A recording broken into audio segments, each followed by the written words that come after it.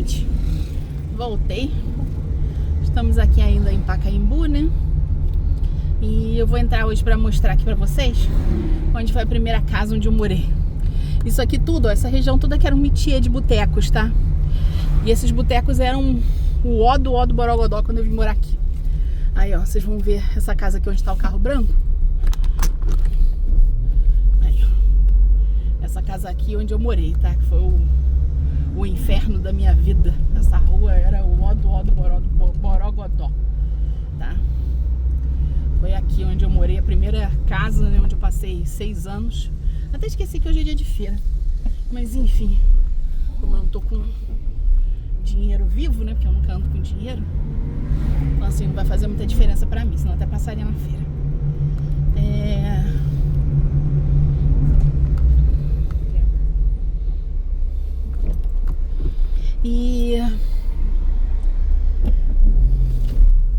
E ali foi naquela rua ali, né, que aconteceu essa situação que eu contei ainda há pouco, né, do BFF, né? E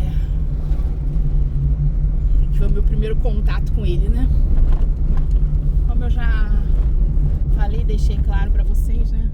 A maior parte da população dessa cidade aqui é honesta. São os injustiçados, né? Aqueles que são obrigados a lidar com a corrupção, a lidar com toda essa infraestrutura, né? De uma corrupção que nunca acaba, né? Que tá sempre presente, né? Na vida das pessoas, né? Eu vou sair na primeira entrada. Deixa eu ver se eu já saio ali na outra rua. E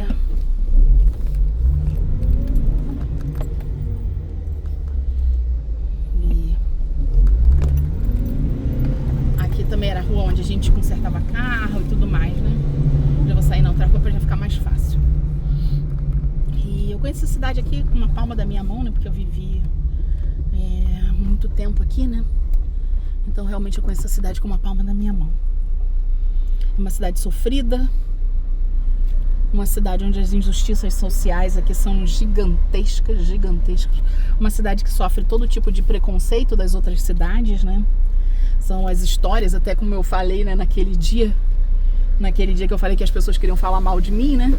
E aí pra falar mal de mim eu não era a carioca, eu era a moradora de Pacaembu, né? Eu era a pessoa de Pacaembu, né? Então assim, se eu era de Pacaembu, então eu não era boa coisa, né? Isso sendo dito, né? Pela população daquela cidade lá onde eu moro, né?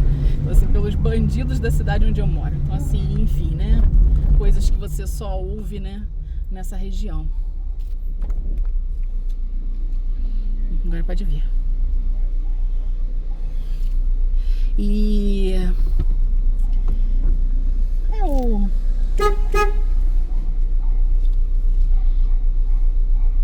o Jacó, ele nem me reconheceu.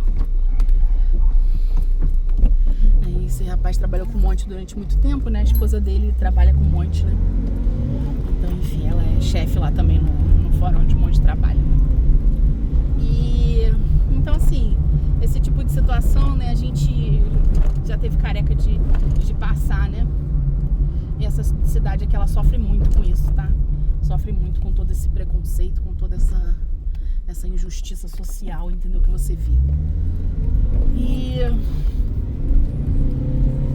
então, né, a gente vai tendo que lidar, né, com tudo isso.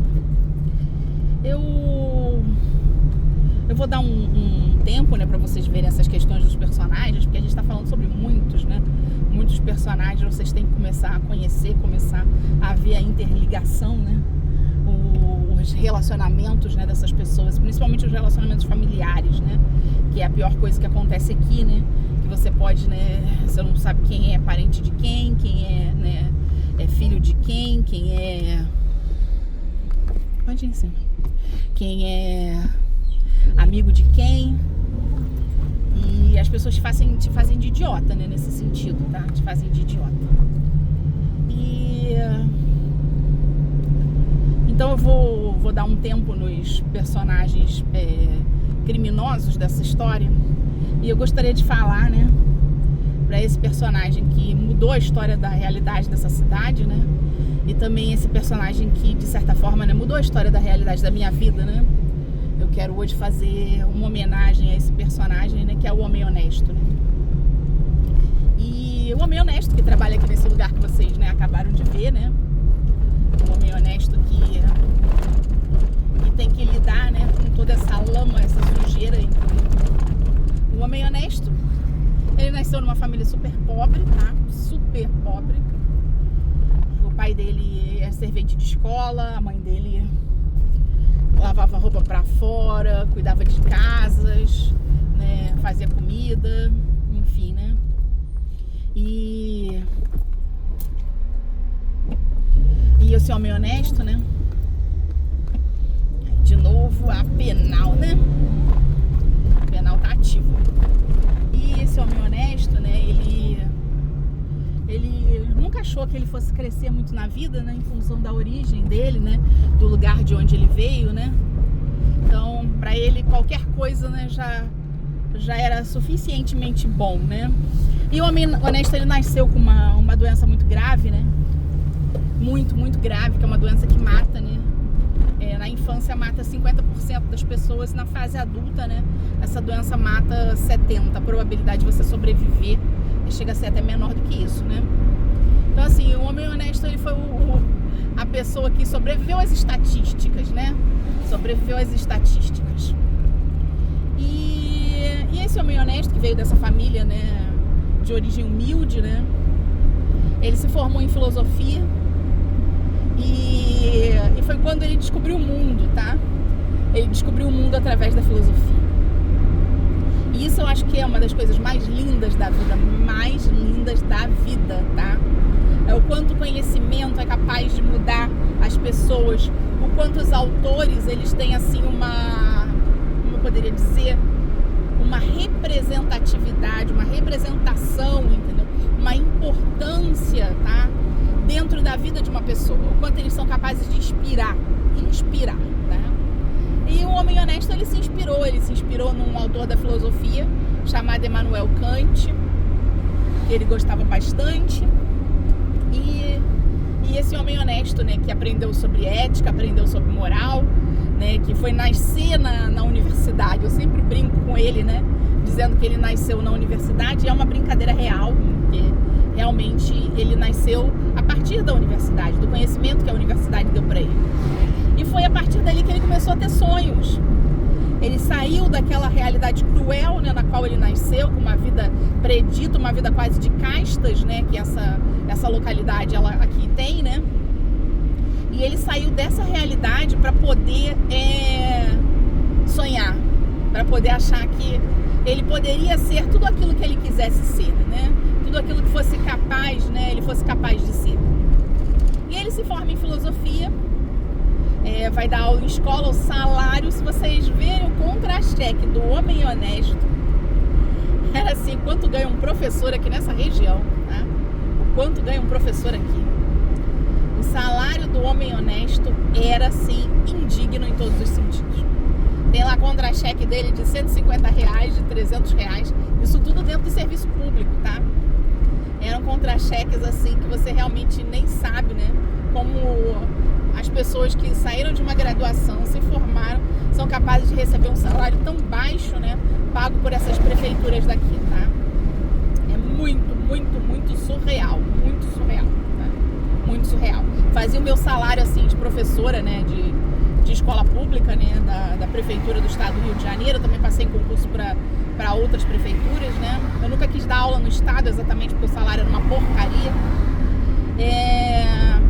Mas fazer assim, o meu salário da prefeitura do Rio de Janeiro parecia uma fortuna diante do que ele ganhava. Eu já ganhava naquela época assim uns 20 vezes a mais do que ele. Sim, com certeza. E eu tô falando de anos anteriores, né, a ele se formar, porque a gente tem uma diferença de 8 anos, né? E esse homem honesto passou a fazer concurso para outras, né, áreas. E aí a primeira coisa que ele fez foi passar num concurso para o presídio, tá? Porque aqui tem muito disso, né? Aqui tem uma realidade dura de que os presídios são os que mais pagam, né? E aí então o homem honesto foi trabalhar nesse presídio. Abrir e fechar a porta para preso, né? Tomar conta de preso, enfim. E a vida dele era horrível. eu conheci o Homem Honesto, ele ainda tinha um trauma, né? Porque o aroma da prisão, ele era tão ruim que ele ficou durante anos da vida dele, tá? Anos da vida dele, em que ele tomava uns 10 banhos por dia, porque ele passava o tempo inteiro sentindo ainda aquele cheiro. Parecia que tinha sido impregnado, né, na vida dele. Que eu digo que não é só um cheiro da questão do aroma do local em si, né? É um cheiro da degradação humana. Da degradação humana, né? Então, assim, que são os presídios, né? Que é você cometer um crime e você ser enviado para esse lugar, né? E ele passou, assim, uma boa parte, né, da vida dele desse jeito. Quando eu conheci ele, era assim, eu achava ele esquisito, né? Ele ficava toda hora tomando banho, né? Mas era pra tirar esse cheiro. Ele tomava banho de perfume, porque o cheiro ficava impregnado nele.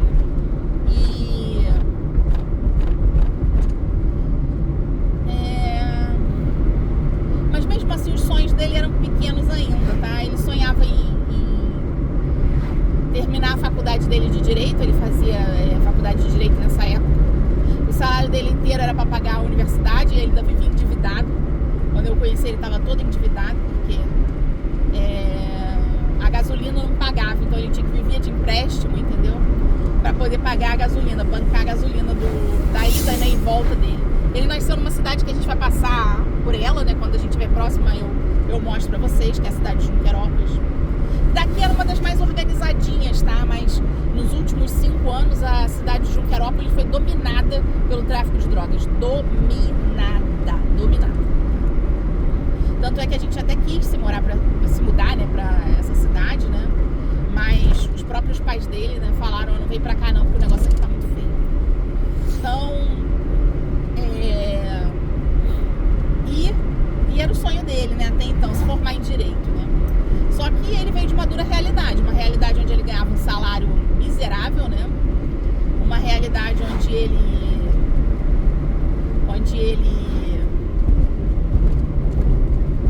eu tô com um cara aí tentando ultrapassar, mas enfim, não é a vez dele ultrapassar, ele vai ter que esperar um pouquinho.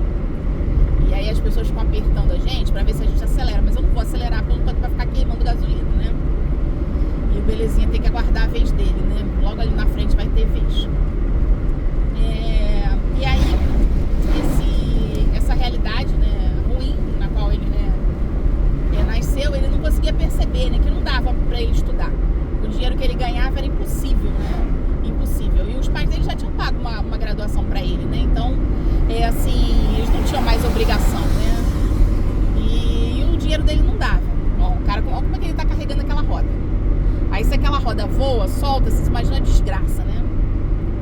E é uma roda de caminhão que ele tá carregando, olha. Ó, óbvio, né? Olha a situação. E aí, então, né? O Homem Honesto passa no concurso público, né, pro fórum da cidade. Aí o salário dele ia ser 1000 vezes melhor do que o que ele ganhava, né, anteriormente, né, no presídio, né. Quer dizer, ele já tinha saído de uma realidade onde dar aula dava um salário pra pagar o café da manhã, né. E aí depois ele foi pra essa realidade onde ele ganhava um pouquinho a mais. E aí por fim ele foi realmente ganhar um salário melhor dentro dessa conjuntura daqui, tá? E aí ele continuou dando prosseguimento a essa segunda graduação dele em Direito. Só que a vida de Homem Honesto era uma das vidas mais tristes do planeta Terra. Ele nunca teve amigos assim contundentes, né? Ele tinha a família dele, né, e tal. Ele trabalhava num lugar completamente inóspito, principalmente para um kantiano, para alguém que amava a moral, a justiça, a ordem. Ele trabalhava num lugar assim, foi trabalhar nesse lugar, né? Primeiro, né, que era os presídios, né, que era viver a realidade, né, do crime, né? Foi trabalhar lá dentro, como agente penitenciário. E aí depois passou para outro lugar inóspito, que foi a justiça, né? O lugar das injustiças. E aí, o Homem Honesto, né, passou nesse concurso, ficou todo feliz. Chegou lá, né, cheio de energia, né, porque era bastante jovem, né, quando nós nos conhecemos. Ele chegou lá cheio de energia, cheio de vontade de fazer diferença. E pegou assim... Ai, gente, como é que eu poderia dizer isso para não ofender muita gente? Mas pegou um lugar onde nada iria para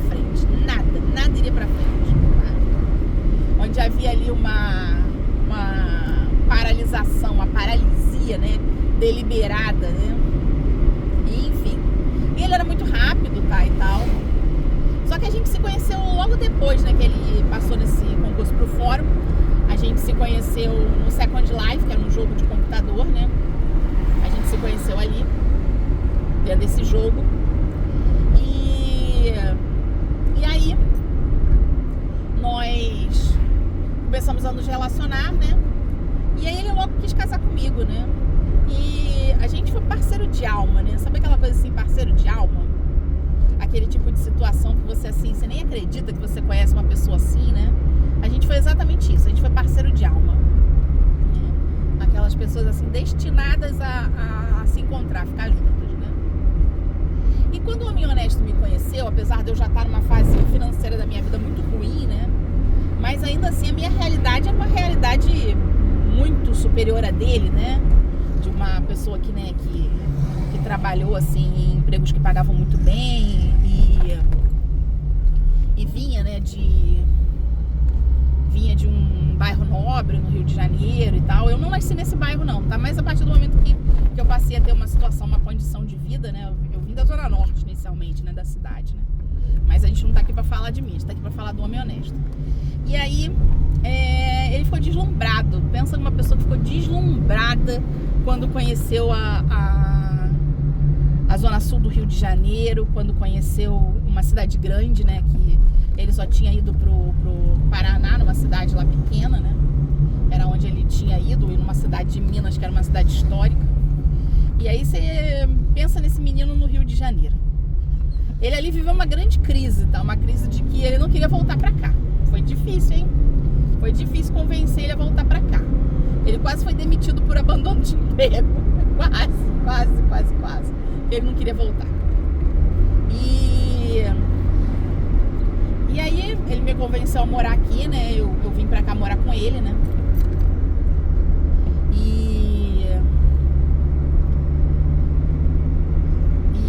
E a gente se mudou pra Pacaembu. Eu falei, vamos morar perto, né, de onde você trabalha, né? Tal. A gente não sabia de nada disso. Mesmo ele trabalhando aqui, ele não tinha assim a mínima noção, né, do que era os meandros daqui. Ele teve muito problema, quando ele começou a trabalhar lá. Mas pensa assim, num festival de problema, tá? Que ele teve.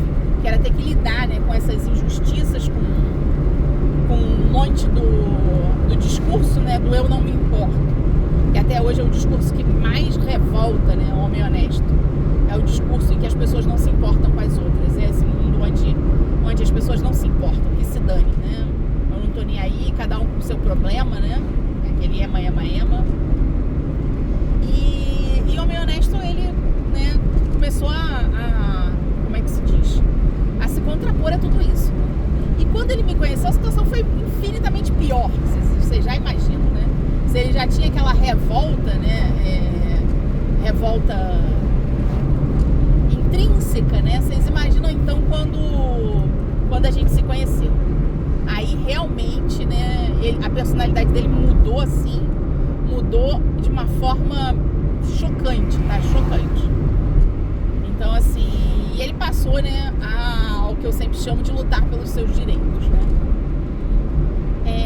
E aí ele mudou de uma forma, mas tão radical que ninguém reconheceria mais ele, tá? Ninguém reconheceria mais ele. Ele pôde ser aquilo que ele realmente sempre quis ser, né? Essa voz da moral, essa voz da justiça, essa voz do eu me importo com o próximo, tá? E essa voz do é possível existir um mundo melhor, tá? Isso me comoveu muito, tá? Me comoveu muito. A gente tinha muitas brigas no início, né? Por esse contraponto do eu antigo dele, né? Esse contraponto de simplesmente ter medo das coisas e de viver nessa vida onde você é oprimido, né, por determinadas classes sociais. E ele começou a crescer, ele ficou assim... Eu digo assim, quando eu conheci o Monte, ele sempre teve a altura que ele tem, né? Mas ele era baixo em função de andar sempre com os ombros para baixo. Naquela sensação de que... de uma humilhação latente, sabe? E a primeira coisa que eu fiz foi, menino, coloca esses ombros pra frente, sabe? Coloca a linha reta, que era o estilo da minha avó, sabe? Minha avó tinha muito disso, né?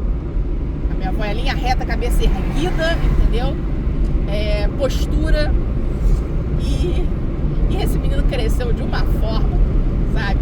Mas ele cresceu de uma forma que eu acho que vocês nunca vão conseguir dimensionar. E ele tinha um sonho, né, que era ocupar um cargo, né, público, em que ele pudesse ganhar mais, porque o salário para ele, né, da diferença salarial, né, era muito grande, né? E então ele queria, né, viver essa realidade onde ele pudesse ganhar muito mais. Essa aqui é a cidade onde ele nasceu, é Junquerópolis, tá? Essa cidade aqui onde ele nasceu. A cidade em si, ela tá bem mais afastada daqui do que as outras, né? Do centro do que as outras. Então tem uma boa distância, né, até lá ao centro, né? Qualquer dia desse eu entro aqui. Eu não conheço muito a cidade, né? Só venho aqui realmente para ir na casa dos pais dele, né? E aí então, né, a gente tinha essa realidade, né? Essa situação, né, onde você começa a mudar, né? Você começa a sonhar, você abre seus horizontes. E eu acho que o conhecimento te dá realmente essa clareza, né? Essa clareza de espírito, essa vontade, né, de ser grande, essa vontade de se superar, né? E principalmente também essa vontade de fazer a diferença, né? E aí ele começou a se tornar essa pessoa. Ele começou a se tornar essa pessoa que fazia a diferença. Isso atraiu sobre ele já não era uma pessoa muito querida, né? Mas isso atraiu sobre ele todos os cães do inferno que vocês possam imaginar, né? Isso aí atraiu todos os olhos, né? Tinha gente que dizia assim, né? Dizia, o fulano não, o fulano era ele, né? Coloca o ciclano, coloca o beltrano, mas o fulano não, de jeito nenhum fulano, entendeu? Que era ele, né? Ele ouviu isso na cara dele. Tinha criminoso que batia lá no trabalho dele e apontava, né, na cara dele, tá? Na cara dele, ô fulano, tá aqui, eu vim aqui, né, a minha ação, né, eu tô com uma ação aqui por causa desse vagabundo aqui, olha, isso apontando pra ele, tá? Dentro do trabalho dele. E você faz favor de acabar com essa ação aí. Era assim, tá? Era assim. Isso dentro do trabalho dele, tá? Dentro da realidade dele. E ele teve o privilégio de ter uma superiora dele, né, que se vingou dele por essa frase, tá? Ela ficou sabendo que isso aconteceu, né? E quando esse bandido foi preso por um outro motivo, né, que não tinha nada a ver com o motivo anterior, né? Na sala de audiência desse cara, essa magistrada ligou pro Monte, né? E falou, Monte, Cledmilson, você me diz, eu tô aqui com fulano, me diz o que eu tenho que escrever, colocar aqui, né? Eu já vou advertir, já vou fazer, já vou expedir isso e aquilo, né? E você me diga o que eu tenho que escrever aqui, o que eu tenho que colocar aqui, isso na frente do bandido, tá? Ela fez essa gentileza, né? Essa situação assim de comover, né? Para que o Monte tivesse pelo menos um pingo, né? De justiça, né? Frente ao que ele passou com esse cara, tá? Com esse bandido aí.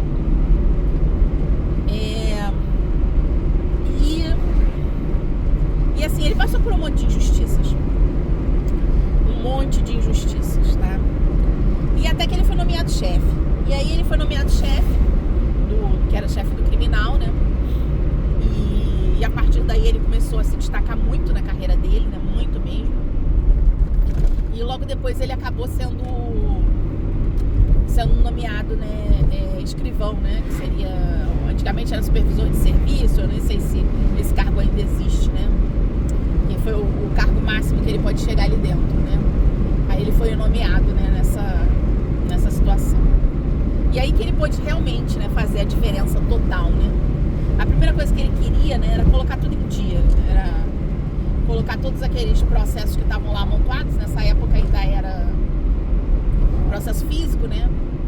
Era colocar tudo aquilo em dia. Era uma tarefa assim hercúlea, era um atraso assim de décadas, né? E o sonho dele era colocar tudo aquilo em dia. Logo depois veio a questão dos processos digitais, dos fóruns digitais. E aí ele conseguiu, né? Ele conseguiu fazer um trabalho inverso, né? Que seria começar deixando em dia, né, aquilo que já estava, né, em curso, para poder depois, posteriormente, digitalizar, né, tudo que existia. Ele foi o primeiro, né, daqui de toda essa rota caipira a digitalizar todos os processos, tá? Ele pediu a ajuda dos advogados, ele foi lá na OAB, né, falou, quem quiser até digitalizar seu processo, né? Para poder ficar mais rápido. Ele foi lá na OAB fazer isso. Ele colocou os estagiários, vários funcionários para fazer essa digitalização. Teve uma funcionária que o ajudou muito nisso, né? Eles nem se davam muito bem, mas essa menina abraçou a causa, né? Ele conseguiu achar algo que ela gostava muito, né? E a partir daí eles ficaram até, posso dizer até que hoje eles se relacionam muito bem, né? E ela ajudou muito durante esse processo de digitalização, né? E há também uma história muito sórdida, né? Com relação a essa história anterior que eu contei, né? Dessa superiora do monte, né? E essa menina, de certa forma, também sofreu muito na mão desse cara, né? E acabou que ali ela também viu alguma justiça, né? Acontecendo. E aí, né? Quando as pessoas não davam nada por ele, tá? Ele passou por todo tipo de acusação injusta que vocês possam imaginar. Injusta. Ele foi acusado de sumir com o processo, sendo que esse processo nem na mão dele passou. Ele foi acusado de que mais? Deixa eu ver. Esse foi o primeiro. Tentaram acusar ele de vazamento de informações confidenciais. Tentaram. E essa foi a situação assim que foi tão aviltante, que ele apresentou, ninguém imaginou que ele fosse fazer isso. Ele apresentou todas as provas de que não tinha sido ele que vazou a informação, mas sim uma outra, né, autoridade. E aí foi quando o bicho pegou, entendeu? Porque ele tinha as provas, né? Foi quando o bicho pegou, foi assim, Deus nos acuda, né? E inclusive ele até teve que prestar depoimento, tá, para a corregedoria, não só a corregedoria do próprio TJ, né, como também a corregedoria de polícia, tá? Ele quase recebeu uma medalha. Até hoje ele se dá muito bem com a corregedoria por causa disso, tá? Por causa dessa situação, a corregedoria tem assim um grande carinho por ele, né? Ele começou a não só, né, se preocupar em deixar o serviço dele em dia, né, mas também em criar documentos e instrumentos que possibilitasse que outras autoridades de outros lugares conseguissem também deixar tudo em ordem, né, a partir daquilo que ele já tinha criado, né? Ele criou vários documentos no sistema e aí com esses documentos ele começou, né, a dar a possibilidade de outros lugares, né, baixar os documentos dele, que esses documentos de certa forma eram facilitadores, né, dentro dos trâmites, né, judiciais. E ele também se tornou muito famoso por isso. Até hoje tem assim, ele recebe um monte de telefonemas de vários lugares. E quando eu falo vários, eu não tô brincando com vocês. Ele recebe um monte de telefonemas de vários lugares em funções desses documentos que ele criou, tá? Que são assim, pessoas que entram em contato com ele, né, para poder conseguir, né, ver se ele tem modelos e tudo mais, né? E ele sempre tem alguma coisa para ajudar. Ele teve muita ajuda, né, de um servidor daqui, né, que era servidor de lá de Pacaembu, né, que acabou indo para outro lugar, mas eles são amigos até hoje. Ele recebeu muita ajuda desse rapaz, né? Mas mesmo assim, a vida dele não era fácil não, tá? Foi cada coisa que ele ouviu, cada fofoca, cada escândalo que faziam. Ele foi realmente, antes de eu receber a alcunha, né, desse golpe aí que eu já mostrei pra vocês, né, do destrua a reputação da vadia, né, ele foi a primeira vadia no final das contas, né, nessa situação toda, né, porque ele teve a reputação dele, assim, destruída de todas as formas que vocês possam imaginar. E, enfim, né, como ele conseguiu provar a verdade, né, a inocência dele em cada situação, e que tudo aquilo era um complô, que hoje a gente já sabe que assim, é um complô que ele perpassa a questão do nosso país, né, um complô internacional, como diz a música do Leone, né, e ele sobreviveu a tudo isso, né, ele se tornou mais forte que nunca. Isso assim, isso é uma coisa que me espanta nele, né? Essa possibilidade, né, de dar a volta por cima, de sair, né, com toda a moral dele, a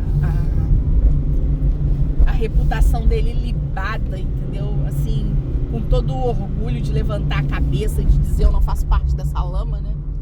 Então, assim, ele tem muito, muito disso, né? E aí ele acabou que ele virou praticamente uma lenda, né? Um Monte, ele se transformou numa lenda. Esse homem honesto, né? Que é o Monte, né? Ele se transformou numa lenda viva aqui, né? E tendo que lidar aí com toda essa gente sórdida, essa gente que tem a audácia de seguir ele na rua, essa gente que tem a audácia, entendeu? De tentar atentar contra ele, atentar contra a vida dele, atentar contra até mesmo a família dele, tá? Até mesmo a família dele. Então, assim, essa gente, né? Tá aí, ela existe, né? Ela existe, ela se acha, né? Se acha. E ele se transformou nessa lenda, essa lenda do cara que nunca vai ser corrupto, né? Essa lenda do cara que prefere não ter. Pode ir. Essa lenda desse cara que prefere não ter nada, entendeu? Do que receber aquilo que não é seu, né? Então, assim, ele se transformou nessa pessoa, né? E vamos lá! Deu, né? Não gosto muito de passar no amarelo não, mas enfim, né? E ele se transformou nessa lenda viva, né? Nessa lenda desse cara honesto, né? Desse cara realmente que não dá valor pra essa futilidade, né? Esse festival de futilidade que essa gente sórdida tem, né? De achar que a vida é isso, né? Achar que a vida é simplesmente ser melhor do que os outros, achar que a vida é passar a perna nos outros, é roubar dos outros, né? Essa gente inepta pra tudo na vida, né? E assim, e o mais legal dele, né? O mais legal, assim, além dessa personalidade marcante, né? É que nunca ele é capaz de perder a alegria dele. Essa é uma coisa que, assim, me choca, sabe? Me choca. Ele é capaz de passar por tudo isso, esse inferno, entendeu? Sofrer todo esse tipo de escândalo. E ele faz tudo isso rindo, cara. É rindo. Ele é muito debochado, essa característica das pessoas inteligentes, né? Que é o sarcasmo, né? Então, assim, ele passa por tudo isso, assim, com o pé nas costas, sabe? Com o pé nas costas. Ele passa por tudo isso com o pé nas costas. E com um sorriso no rosto e com uma grande alegria de viver. Pensa numa pessoa que tem uma alegria de viver, é esse menino. Ele, assim, ele pra mim é a pessoa mais preciosa que eu tenho nessa vida, né? E só a possibilidade de qualquer pessoa, sabe? De qualquer calhorda, sabe? Ser capaz de fazer qualquer coisa ou atentar contra ele. Isso, assim, tira de mim uma fúria que eu acho que vocês nunca vão ser capazes de imaginar. Eu nunca na minha vida pensei em cometer um crime, né? Ou atentar contra a vida de alguém. Mas quando eu penso nisso, que se um dia alguém for capaz de fazer alguma coisa contra ele, entendeu? Eu não sei do que eu sou capaz. Eu não sei do que eu sou capaz. É o único momento da minha vida que realmente eu não sei do que eu sou capaz. E assim, isso me comove muito, né? Porque se tem alguém que merece estar nesse plano, que merece estar aqui aprendendo, que merece, né, ver justiça, que merece ter paz nessa vida, né? É ele, sabe? É ele. É essa pessoa linda, sabe, que ele é. E é isso.